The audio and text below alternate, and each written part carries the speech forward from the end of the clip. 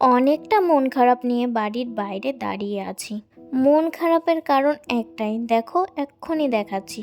এই যে আমি গেছিলাম স্নান করতে, এবার স্নান করতে গেছি 5 মিনিটও হয়নি, মানে ফোনটা চার্জে দিয়ে আমি স্নান করতে গেছি, এসে দেখি আমার ফোনের এই অবস্থা। গ্লাসটা কি বাজেভাবে ভেঙেছে। আর এটা তো গ্লাস তোলার পরে দেখাচ্ছি, আর তোলার আগে দেখো কেমন ছিল। তোমরা এক্ষুনি ফোনটা দেখলে বুঝতে পারবে কীরকম গুঁড়ো গুঁড়োভাবে ফোনটা আমার ভেঙেছে। আমি বুঝতেই পারলাম না যে ফোনটা এইভাবে কিভাবে ভাঙতে পারে। যাই হোক, তারপর আমি আমার ভাগ্নের জন্য দাঁড়িয়েছিলাম, কারণ আমি তুলতে পারছিলাম না, তা ওকে বললাম যে তুই আয়। তারপর ও এসে তুলে দিল। আমি তো ভয় পাচ্ছিলাম যে ভেতরে ভেঙেছে কিনা। আমি বুঝতেই পারলাম না হঠাৎ একা একা কিভাবে এরকম হয়ে যায়। যাই হোক, আর মন খারাপ করে লাভ নেই। তারপর চা বিস্কুট খেয়ে নিয়েছি, খেয়ে নিয়ে ফোন ঘাঁটছিলাম আর টিভি দেখছিলাম একসাথেই।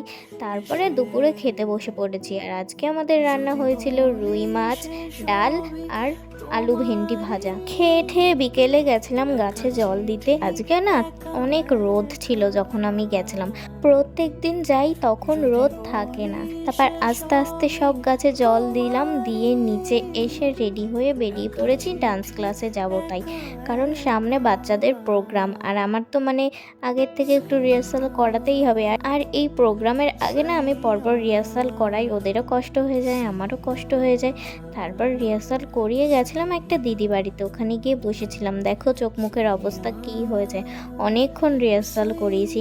তারপরে দিদি চা আর নিমকি দিল, বিস্কুটও দিয়েছিল। আমার খেয়ে ঠেয়ে মনে পড়েছে যে হ্যাঁ ভিডিওও করতে হবে। তো আমার এই ছোট্ট ভিডিওটি কেমন লাগলো একটি কমেন্ট করে জানিও। দেখা হচ্ছে নেক্সট ভিডিওতে, ততক্ষণের জন্য টাটা।